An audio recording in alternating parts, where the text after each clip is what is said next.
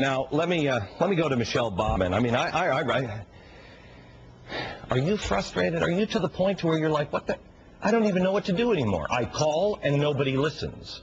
I want something done and nobody's doing it. We go to Michele Bachmann, who is a congresswoman from Minnesota. Hello, Congresswoman. How are you?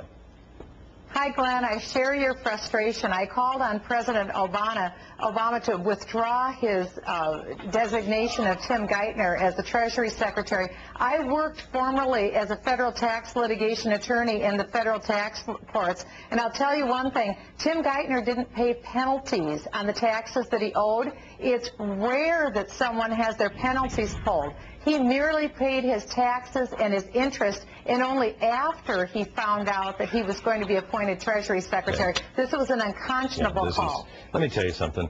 Wait until you see this interview. I just did an interview with the governor of Illinois, Blagojevich.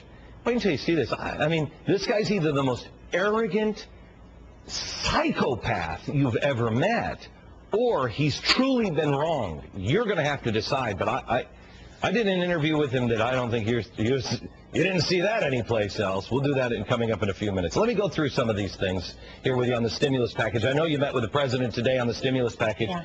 Help me just understand this. This is about illegal immigration. Help me understand this.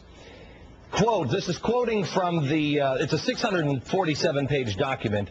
This is section 7003.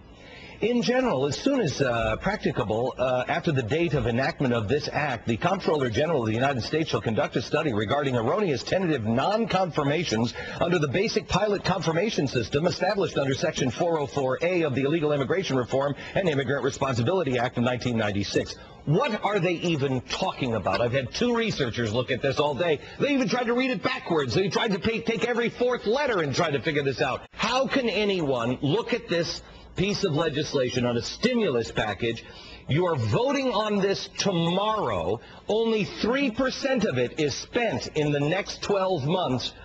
Why the rush? There is no rush. As a matter of fact, a Democrat, Paul Kanjowski, who's the head of a subcommittee, called today for a slowdown on this. This isn't just Republicans now. Now Democrats are skittish. Glenn, you are so wonderful because you're one of the few voices that's opening up the window on the egregious nature of the stimulus package.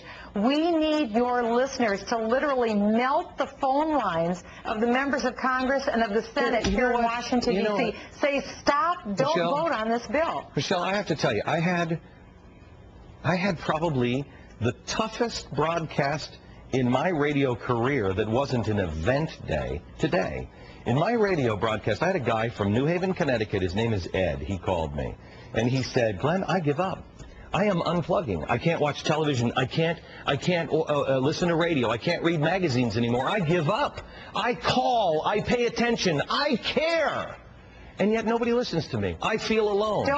And Glenn, I would tell your listeners, don't give up. There's a critical mass of people in Washington who get it. I get it. There's other members who do. But we need your help. We need your listeners to make those calls and melt the phone lines. The reason why Nancy Pelosi, Harry Reid, and President Obama are pushing this on a fast track, because they know when people like yourself start telling the truth about what's in this egregious bill, the American public would never stand for it. That's why people have to call tonight and through tomorrow, because I will tell your listeners, members of Congress will be very skittish about voting for this bill when their phone lines melt. So the time to call is now. It's not too late. Okay. Thank you very much, Congressman. I appreciate your time. Now listen, America, as I said to Ed this morning, you give me 2 weeks, I'll prove to you you're not alone. And if you give up, then it is over. You can't give up, and I will prove to you. Now, here's the first step we're doing. If you're a member of Congress, and you think they're working for America and working to make a difference, you email me at glennbeck@foxnews.com.